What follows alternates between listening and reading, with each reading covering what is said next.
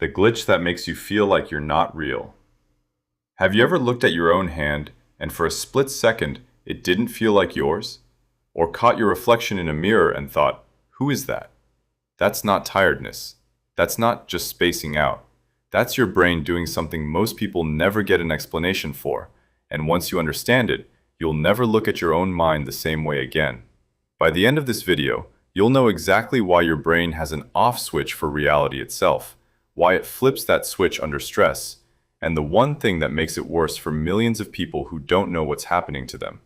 It's called depersonalization, and it's one of the strangest experiences a human brain can produce. People describe it like this. You're standing in a room you know, your own kitchen, your own street, and suddenly it feels like a movie set. Your voice sounds like it's coming from someone else. Your thoughts feel like they belong to a stranger. It's not psychosis. You're not losing touch with reality in the way people fear. You know it's not real. That's actually the terrifying part.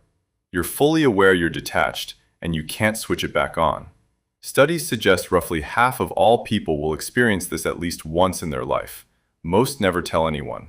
Because how do you explain, "I forgot I was real," without sounding insane? Here's the twist. This isn't a malfunction. It's a feature. When your brain detects overwhelming threat, real or imagined, it has a last resort defense. If it can't fight and it can't flee, it does something else entirely. It disconnects you from the experience. Think of it like an emotional circuit breaker. If the panic gets too high, your brain trips the switch before it burns out. You stop feeling things at full volume, including the sense that any of this is happening to you. It's the same mechanism soldiers report in combat, survivors report during accidents, and, quietly, constantly, anxious brains trigger during ordinary panic spirals.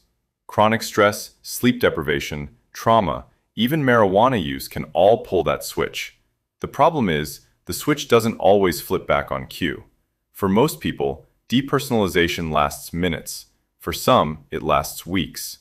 For a smaller group, it becomes a diagnosable condition, depersonalization-Derealization Disorder, where the off switch gets stuck in the on position for months or years. Here's the part almost nobody tells you. The fear of the feeling is often what keeps it going. Your brain reads, "I feel unreal," as a new threat, which triggers more stress, which keeps the circuit breaker tripped. The way out isn't fighting to feel real again. It's recognizing the glitch for what it is, a stress response, not a sign you're broken. Grounding techniques, naming 5 things you see, touch, hear, don't fix the brain. They interrupt the fear loop that's keeping the switch stuck. So the next time reality feels like it's got static on it, that's not you breaking. That's your brain's oldest safety mechanism, doing exactly what it evolved to do. Here's what I want to know.